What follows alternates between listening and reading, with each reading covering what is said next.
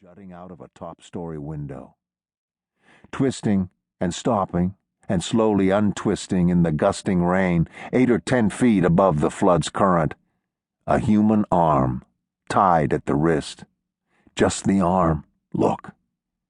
Disappearing downward at the frayed shoulder where an invisible dancer performs, twisting pirouettes for an enthralled audience. Just the arm turning there above the water. For the dogs on the bank, for the blinking rain, for the smoke, the house, the trees, and the crowd calling angrily from across the river, "Stamper! Hey, God damn you anyhow, hang Stamper!" And for anyone else who might care to look. East, back up the highway, still in the mountain pass, where the branches and creeks still crash and roar, the Union President, Jonathan Bailey Draeger, drives from Eugene toward the coast. He's in a strange mood, owing largely, he knows, to a fever picked up with his touch of influenza, and feels at once oddly deranged and still quite clear-headed. Also, he looks forward to the day both with pleasure and dismay. Pleasure because he'll soon be leaving this waterlogged mud wallow.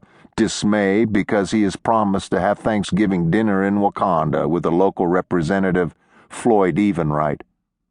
Draeger doesn't anticipate a very enjoyable afternoon at the Evenwright household.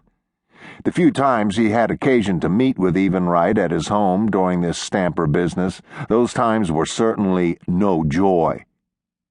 But he's in a good humor nevertheless. This will be the last of the Stamper business, the last of this whole Northwest business for a good long time. Knock wood. After today, he can get back down south and let some of that good old California vitamin D dry up this blasted skin rash. Always get skin rash up here. And athlete's foot all the way to the ankle. The moisture. It's certainly no wonder that this area has 2 or 3 natives a month take that one-way dip. It's either drown your blasted self or rot. Yet, actually, he watches the scenery swim past his windshield. It doesn't seem such an unpleasant land for all the rainfall. It seems rather nice and peaceful, rather easy. Not as nice as California, God knows, but the weather is certainly far nicer than weather back east or in the Middle West. It's a bountiful land, too, so it's easy as far as survival goes. Even that slow musical Indian name is easy. Wakanda Aga. Wakanda Aga. And those homes built along the shoreline, some next to the highway and some across, those are very nice homes, and not at all the sort one would imagine housing a terrible depression. Homes of retired pharmacists and hardware men, Mr. Draeger. All this complaining about the terrible hardship brought on by the strike, these homes seem a far cry from terrible hardship. Homes of weekend tourists and summertime residents who winter over in the valley and make enough to take it comfy near the upriver salmon run in the fall. And quite modern, too, to find in a country one might think of as somewhat primitive.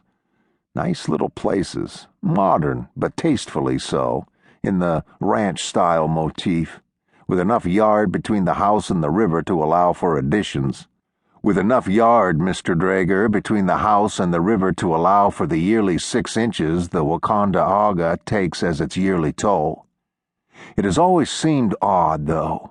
No houses at all on the bank. Or no houses at all on the bank if one excludes the blasted Stamper home. One would think that some houses would be built on the bank for convenience's sake. That has always seemed peculiar about this area. Draeger bends his big Pontiac around the riverside curves, feeling feverish and mellow and well-fed, with a sense of recent accomplishments, listlessly musing about a peculiarity that the very house he muses about would find not the least bit peculiar. The houses know about riverside living. Even the modern weekend summertime places have learned. The old houses, the very old houses that were built of cedar shake and lodgepole by the first settlers at the